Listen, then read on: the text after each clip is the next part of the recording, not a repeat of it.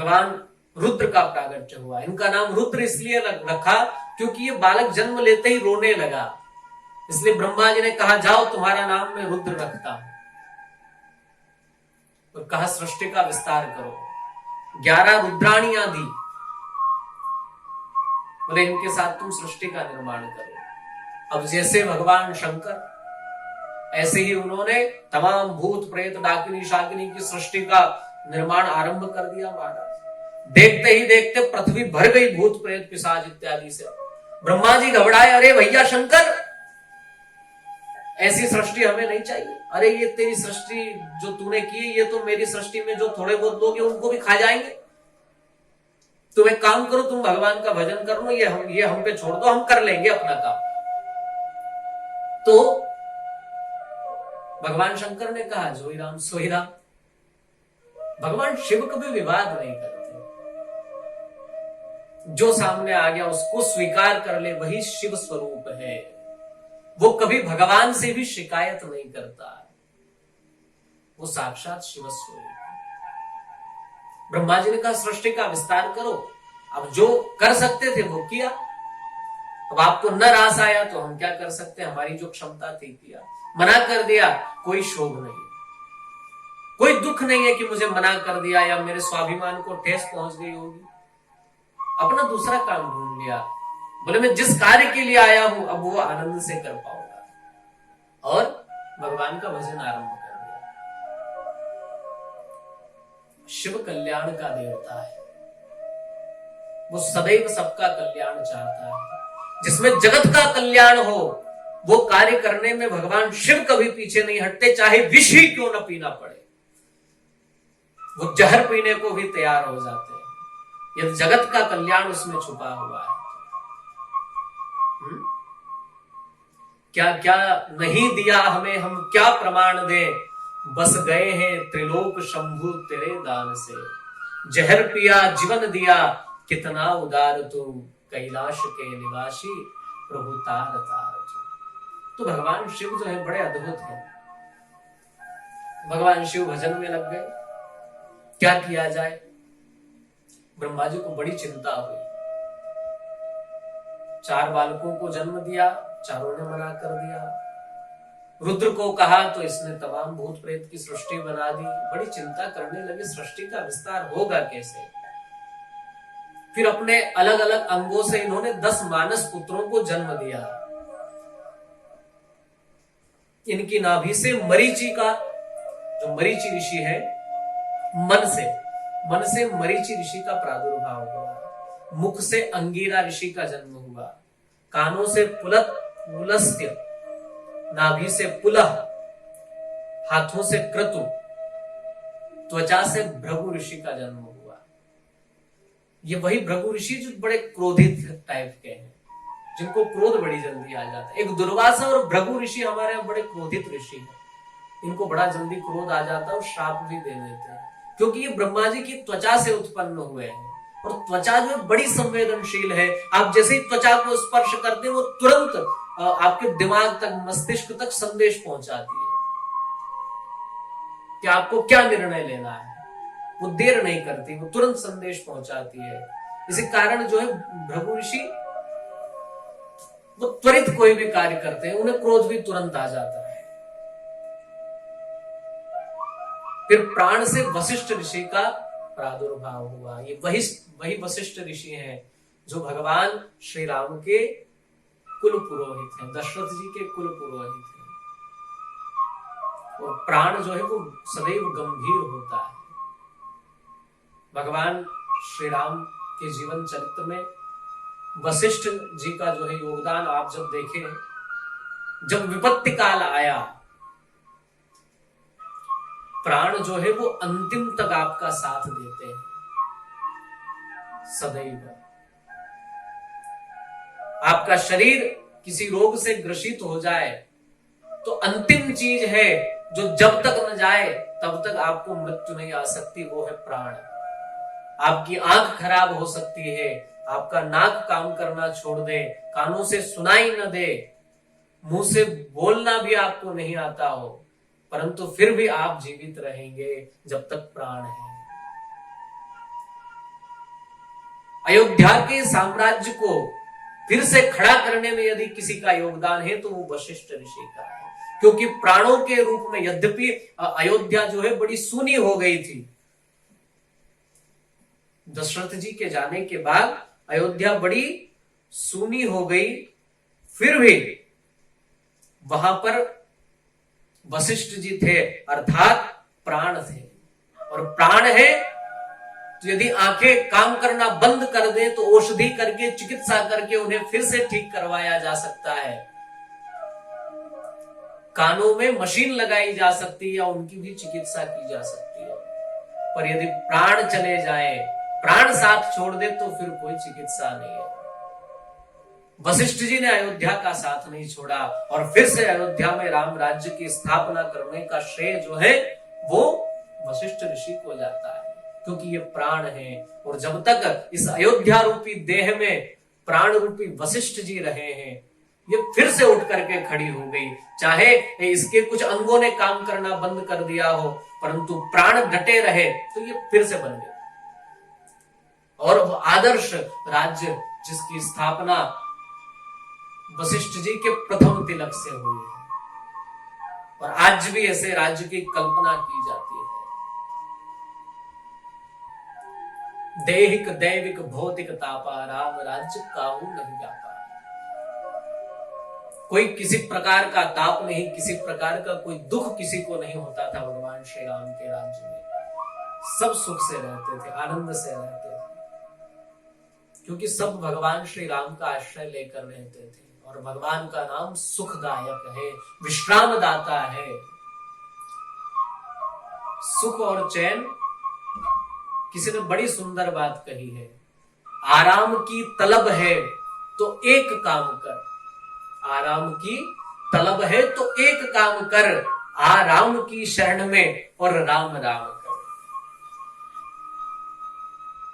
आराम की शरण में और राम राम कर। तो वशिष्ठ जी ब्रह्मा जी के प्राण से उत्पन्न हुए हैं। अंगूठे से दक्ष का जन्म हुआ। ये अंगूठा जो है ये अहंकार का प्रतीक है, इसलिए दक्ष बड़ा अहंकारी था। कई बार जब हम लोग कोई अच्छा कार्य कर देते हैं, किसी को नीचा दिखाना रहता है तो स्वभावतः लोग अंगूठा दिखाते हैं उसको। तो अंगूठे से जिसका जन्म हुआ वो बड़ा अहंकारी हुआ। दक्ष, उसका जीवन बड़ा प्रसिद्ध है, सब लोग जानते हैं किस तरह भगवान शिव का इसने अपमान किया अहंकार के वश आकर के। ये हम लोग आगे श्रवण करेंगे विस्तार से। और नारद जी का जन्म जो है ब्रह्मा जी की गोद से हुआ है। ये 10 मानस पुत्र है।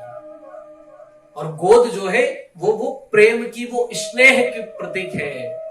इसलिए नारद जी सदैव सब जीवों से प्रेम करते हैं। उनके लिए न तो राक्षस उनके शत्रु हैं, न देवता उनके शत्रु हैं, न मानव न दानव, कोई भी, हर जगह उनका सम्मान है, क्योंकि वो ब्रह्मा जी की गोद से प्रकट हुए। और गोद जो है स्नेह, प्यार, ममता की प्रतीक है, इसलिए इनकी सबसे प्रेम है।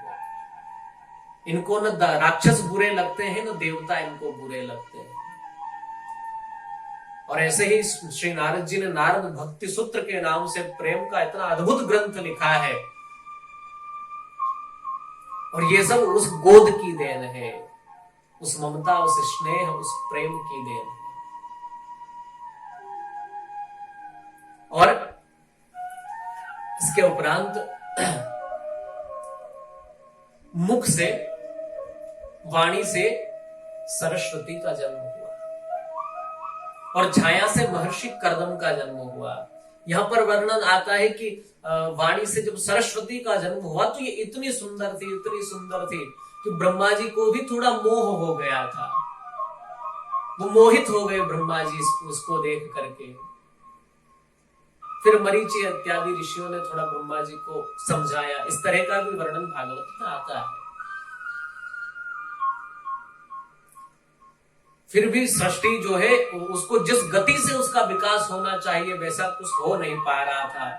और भगवान का आदेश था सृष्टि का विस्तार करो, तो ब्रह्मा जी बड़े चिंतित हो गए। और उनकी जो चिंता है वो इतने चिंतित हुए कि उनका शरीर 2 भागों में बट गया। आधा भाग इधर आधा इधर। जो दक्षिणांग था, जो सीधे हाथ की तरफ का आधा हिस्सा था, उससे एक पुरुष का जन्म हुआ, और जो दक्षिणांग था, वो जो वामांग था, जो उल्टा जो हाथ है, बायां जो हाथ है, इधर का जो हिस्सा था, उससे एक स्त्री का जन्म हुआ। उस पुरुष का नाम हुआ मनु और स्त्री का नाम हुआ सतरूपा, और यहीं से मैथुनी सृष्टि का आरंभ हुआ। मनु और सतरूपा दोनों ने ब्रह्मा जी से प्रार्थना की, हमें क्या करना है। ब्रह्मा जी ने आज्ञा की कि आप सृष्टि का विस्तार करें, सृष्टि को बढ़ाइए। महाराज मनु ने कहा, आपकी आज्ञा सिरोधार्य है, आप मेरे पिता हैं, परंतु मैं सृष्टि का विस्तार करूं कहां, सृष्टि का आधार स्तंभ में रखूं कहां। ब्रह्मा जी ने कहा, कहां रखे, मतलब पृथ्वी पर करिए भाई। बोले पृथ्वी तो है ही नहीं,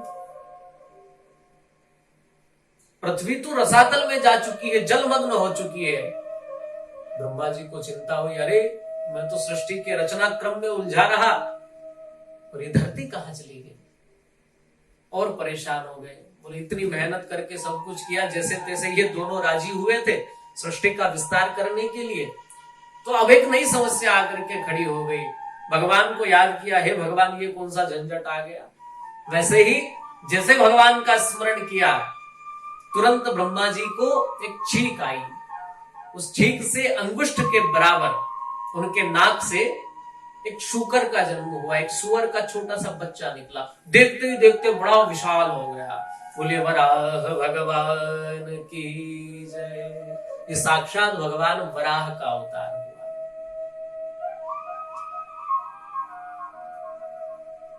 जिन्होंने हिरण्याक्ष नाम के दैत्य को मार करके जो पृथ्वी को रसातल में ले गया था।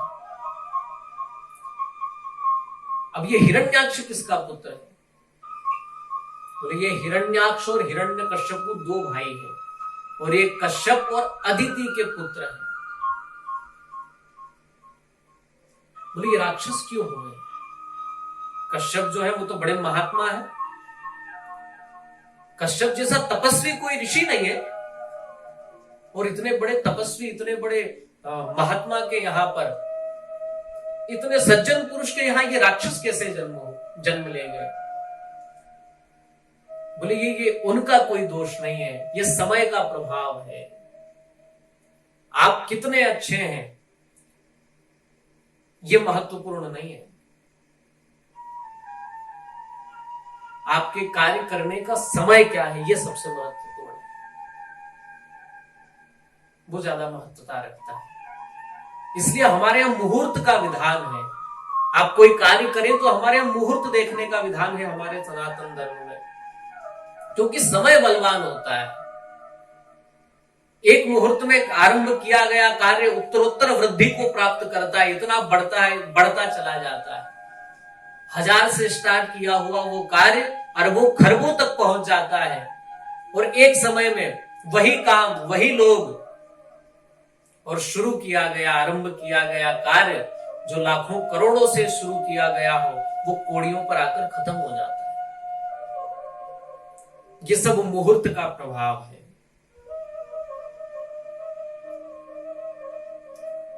बोले क्या मुहूर्त के कारण, कोई समय के कारण इनके यहां राक्षस की उत्पत्ति हुई? बोले बिल्कुल सही, समय का ही प्रभाव था कि इनके यहां राक्षस ने जन्म लिया। और एक नहीं, दो, और दोनों बड़े भयंकर राक्षस। देखो, जब कोई शक्ति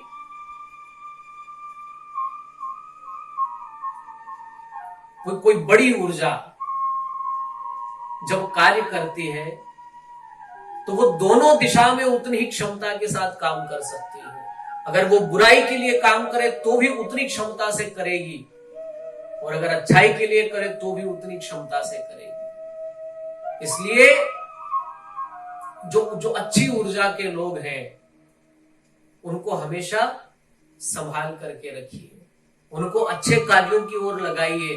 जिनकी प्रतिभा है जो मेहनती है, जो परिश्रमी है, वो अगर बुरे कार्य में लग गए तो वो बुरा भी उतनी मेहनत से करेंगे, वो उस ऊर्जा का उपयोग बुराई के लिए कर लेंगे। मैं एक साधारण सी बात से आपको समझा देता हूं। एक चाकू है, उस चाकू का उपयोग एक गृहिणी को जब चाकू दे दिया जाता है तो उससे सब्जी को अमनिया करती है, उसकी सब्जी को, तरकारी को, भाजी को काटती है,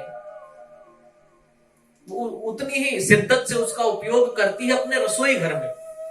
और यदि वो किसी गुंडे को, किसी लफंगे को दे दिया जाए तो वो उस चाकू का उपयोग किसी की गर्दन काटने के लिए करता है, उतनी क्षमता से करता है। तो जो ऊर्जा है वो सदैव सद हाथों में जानी चाहिए, वो अच्छे हाथों में जानी चाहिए, अन्यथा वो अर्थ का अनर्थ कर सकती है। वो दोनों दिशा में उतना ही प्रभावी कार्य करती है। इसलिए हमारी ऊर्जा कहां जा रही है ये बहुत महत्वपूर्ण है। हम यदि उसको अच्छाई की तरफ लगाएंगे तो वो उतनी ही हमें उन्नति प्रदान करेगी, और यदि गलत दिशा में चली गई तो उसका वेग तो उतना ही है, वो उतनी ही जल्दी आपको भ्रष्ट भी कर देगी, नष्ट भी कर देगी। इसलिए ये हिरण्यकश्यपु और हिरण्याक्ष ऊर्जा है, कश्यप के तप की ऊर्जा है, पर वो समय के ढांचे ने इनको गलत दिशा दे दी, क्योंकि इनकी उत्पत्ति संध्या काल में भोग से हुई है, क्योंकि संध्या के समय भोग नहीं करना चाहिए। संध्या के समय हमारे यहां विषय भोगादिक जो है वो वर्जित है। उस समय में यदि कोई संतान की उत्पत्ति होती है, उस समय यदि संतान जो है उसका अंश मां के गर्भ में जाता है, स्त्री के गर्भ में जाता है, तो निश्चित ही वो संतान असुर प्रवृत्ति की होती है। इसलिए जब हम आज भी देखते हैं संसार में कितने असुर हैं, कहीं ना कहीं वो चीज आज भी जो है हमको दुख देती चली आ रही है। आज भी संसार में हिरण्यकश्यपु, हिरण्याक्ष की कमी नहीं है। क्यों? क्योंकि एक समय हमारा निर्धारित नहीं है। सायंकाल का समय भगवान के भजन पूजन इत्यादि का होता है। हमारे यहां तो संध्या के समय में पढ़ना भी वर्जित है। केवल भगवान का भजन करो, संध्या पूजन पाठ इत्यादि अपना करिए। कोई नई चीज करना हमारे यहां वर्जित माना गया संध्या के समय में। और यहां तो एक नव सर्जन होने वाला है, और उसके लिए वक्त संध्या का समय है। संतान दूषित हो गई। यद्यपि कुछ लोग कहेंगे कि इतने बड़े ऋषि, उनको क्या बोध नहीं था इस बात का कि संध्या के समय यदि उन्होंने ऐसा कार्य किया तो उनकी संतानें दूषित हो जाएंगी? बोले उनको तो था बोध, परंतु उनकी जो पत्नी है,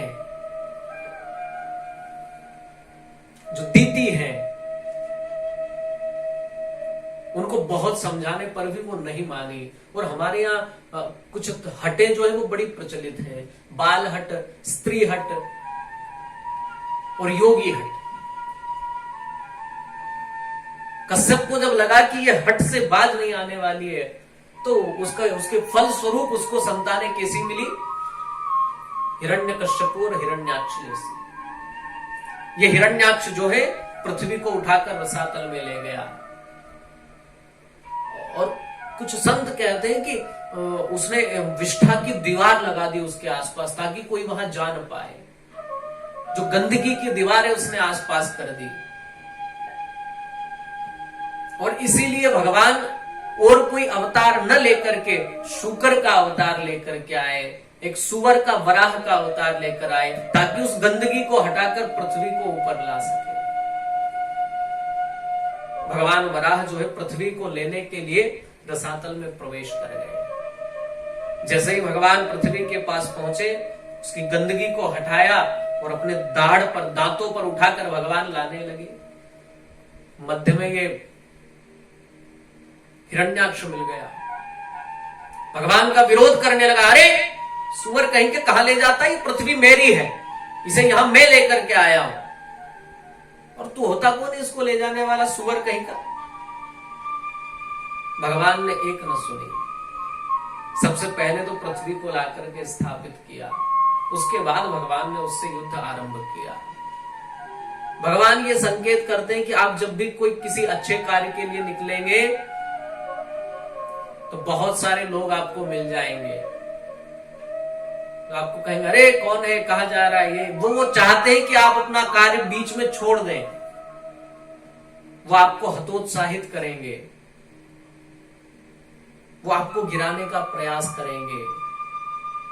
परंतु ऐसी स्थिति में भगवान वराह जैसा बन जाना है, कुछ सुनना ही नहीं, अपनी धुन में चले जाना है, अपना लक्ष्य पालो, उसके बाद फिर उनसे कहो क्यों भाई बोलो अब तुम्हें क्या चाहिए। ऐसा ही भगवान ने किया है, बोलो अब तुम क्या चाहते हो। युद्ध होने लगा, भिड़ गए महाराज, दोनों के मध्य बड़ा भयंकर युद्ध हुआ। अंत तो गत्वा भगवान ने उसका उद्धार कर दिया। बोले भक्त वत्सल भगवान की जय। और पृथ्वी को लाकर भगवान ने स्थापित किया। अब ब्रह्मा जी ने महाराज मनु से कहा तुम सृष्टि का विस्तार करो, तो महाराज मनु ने सृष्टि का विस्तार आरंभ किया। इनके यहां 5 संतानें हुई हैं। आज जितने भी लोग आपको दिखाई पड़ रहे हैं ये सब महाराज मनु की संतानें हैं, इसीलिए सब मानव कहलाए। ये सब मैथुनी सृष्टि के कारण ही सृष्टि का इतना विस्तार हुआ है। स्त्री पुरुष के प्रसंग से जो उत्पन्न हुए वही सृष्टि आजकल प्रचलन में है, वो चल रही है। 5 संतानें इनके यहां हुई। मनोस्तु सतरूपायाम तिस्रः कन्याश्च जज्ञिरे। 3 कन्याएं हुई, क्रमशः आकृति, देवहूति और प्रसूति। और 2 पुत्र हुए, प्रियव्रत और उत्तानपाद। और महाराज मनु की इन्हीं 5 संतान से आज तुम्हें जो सृष्टि दिखाई पड़ रही है, ये सारी सृष्टि उन्हीं के कारण है। अब इन 5 महाराज मनु की 5 संतान से किस तरह जो है सृष्टि और आगे बढ़ी, किसका विवाह किसके साथ हुआ, इसको हम लोग विस्तार पूर्वक अगले सत्र में श्रवण करेंगे। सादर जय श्री कृष्ण।